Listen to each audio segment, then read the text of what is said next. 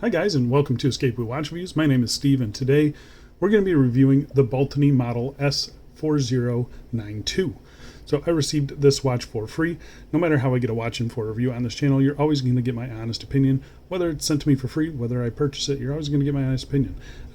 If by the end of this review you want to pick one of these up, I'll be leaving a link down in the video description. That is an affiliate link, so if you do use that link, I earn a little bit of commission, helps keep the channel running, so I really do appreciate the continued support.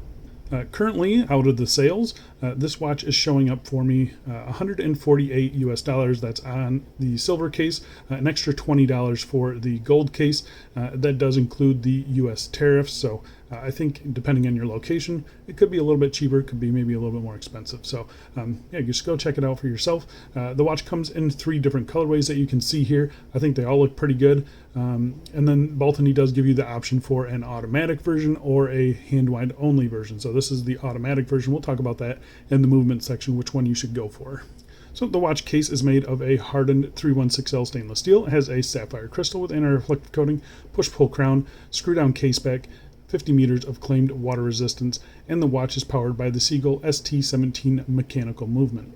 So a couple months ago, I reviewed the Pi Pan. This is the Baltany S4090. And now that I have this one, you might be asking yourself, why am I reviewing the same watch with a different dial? Well, there's a little bit more going on than just a new dial, so I figured it was worth the full review. So I say we get right into it. So before we do a quick wrist check today. Wearing a new addiesdive. I will put the model number right up here because I can't remember what it is. But really a cool watch, and you guys seem to really like my my short video that I did on this one. All right, so let's get into the dimensions.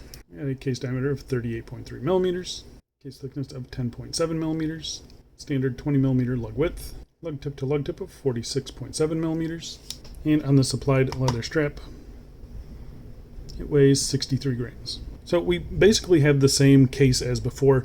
This one is about 0.5 millimeter thicker than the previous one. The previous one had the Miyota 9000 on it. So this one is just a little bit thicker. But other than that, they're pretty much identical.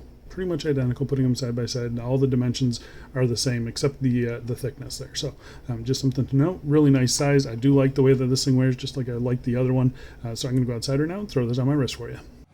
And here we are on my 7.5 inch wrist, and I think it wears great. The other one wore great. This one wears just as nice. So yeah, really happy with this. Sorry about the noise. I just started mowing, of course, but yeah, let's go throw this on some straps and let's get back to this review. Now, I wasn't quite sold on the brown strap, and I gotta say this black strap looks much better. Just a simple vintage style strap, and I think it looks fantastic. Really good in my opinion.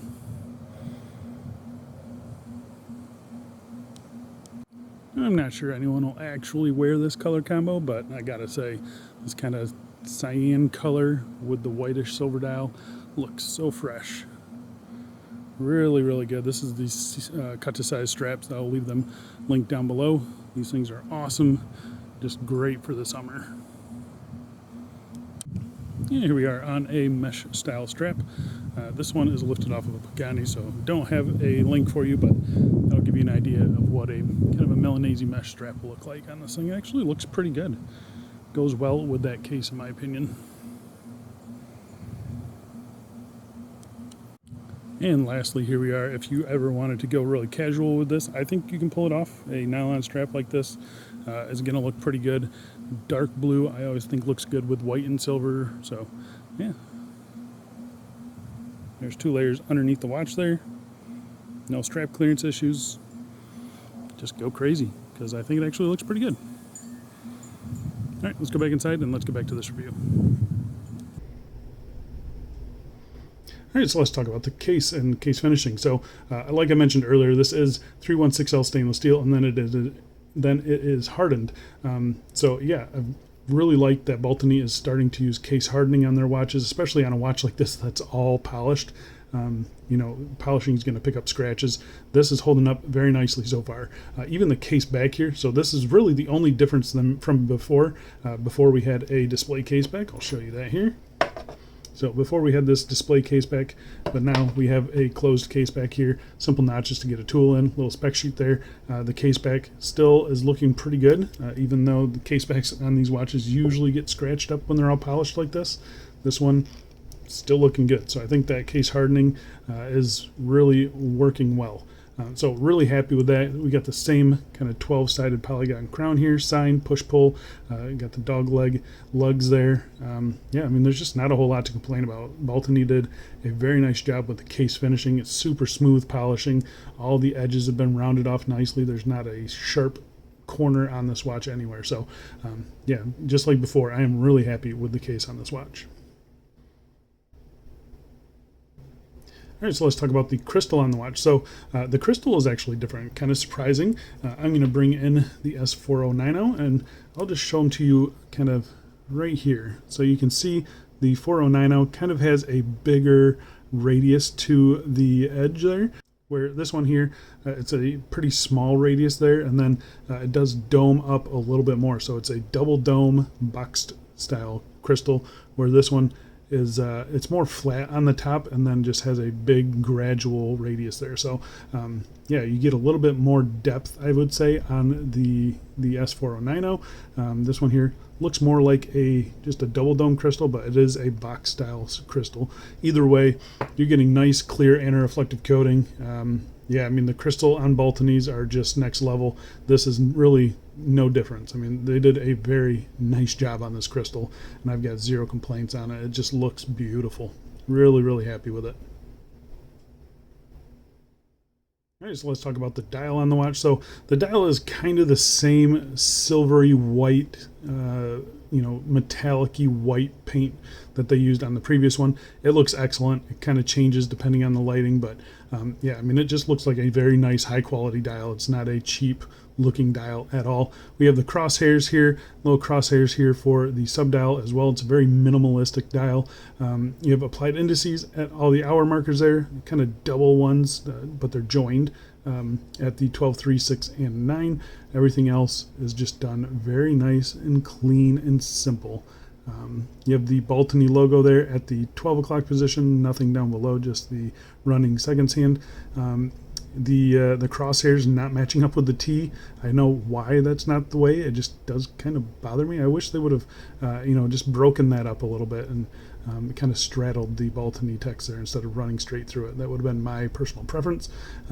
But I think it still looks pretty good. You have an interesting set of hands here, kind of, I don't even know what you would call that hour hand. It's almost like a dagger style, but you got this kind of twisted leaf style here for the minute hand. Really nice and long. The pinion, even the pinion here is capped nicely. It's not an open pinion or anything. So yeah, I mean, I think it all looks very good. Really nice, high quality on the polishing on the indices. Yeah, again, I just think it looks very good. It's a nice, clean looking dial to me. All right, so getting to the movement. So inside we have a couple options for you. This one here is running the automatic Seagull ST1700. You can get the ST1701, which is the mechanical, I believe, the hand wind only one. This is going to be a personal preference for you guys. If you're wearing this watch like every single day, you're probably going to want to go with the automatic. If it's something that you're just going to wear from time to time, I would probably go with the manual, and that's because the rotor on this watch is very loud. I'm hoping, I don't know if you guys can hear it or not, but it is not a quiet rotor. So if you guys have ever had an ST17, it's normal. It's completely normal, but they're just loud. And so if you're only wearing this, occasionally one day here and there, it's probably worth it to just get the manual wind and wind it up in the morning and you'll be fine. But if you are getting it for a daily wearing piece, I would probably just go with this. It's not horrible, but it is something that I've noticed. These movements, they're fine. They're fairly reliable. I haven't had any problems with them in the past. They have roughly 40 hours of power reserve. They're 21,600 beats per hour, so 6 ticks of the second hand every second. Not a huge deal on a sub-second dial watch, but I figured I would mention it. They do not hack, so you can see here, I pull it out to the time setting position. It's not hacking, but this is where you set your time. Everything functions as it should. The hand alignment on Baltany is usually pretty much spot on. Yeah, it's pretty darn good here. So yeah, I've got no real issues with it. The crown feels nice and solid. It almost looks like the crown is sticking out a little bit on this model. They could have trimmed that just a little bit shorter, I think. Getting in my other one here, that one definitely sits more flush. So that's just something that I just noticed, really, getting up real close here. But yeah, that's pretty much my only complaint, I guess. The ST17s, they're fine. I've had pretty good success with them, and I think you guys will too. All right, so let's talk about the strap. So the strap is the same as before, 20 millimeters, tapering down to 18 millimeters at the clasp. It's a fine strap. It's very padded here, so it does feel a little bit stiff, but it should break in fine. I like the color on it. I like the texture and the sheen of it. You've got some pretty nice color match stitching there as well. One floating keeper, one stationary keeper.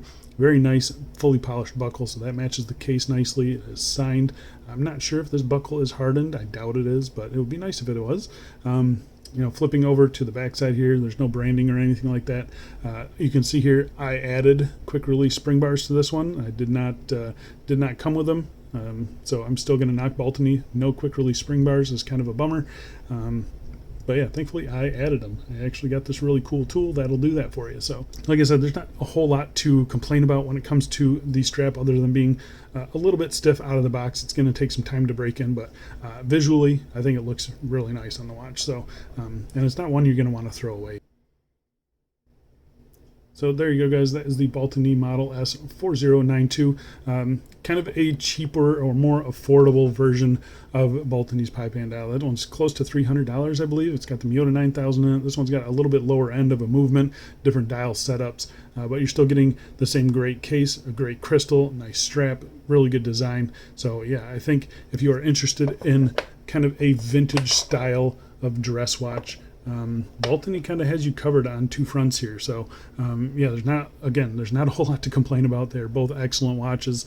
There is a little bit of difference in them. You know, the crystal's different, the movement's different, the dials are different, the case backs are different. So little things here and there just set them apart a little bit. But yeah, I mean, I don't really think you can go wrong with either one of them. So yeah, I think that's it for me. Thanks a lot for watching, and I'll see you in the next one. See ya.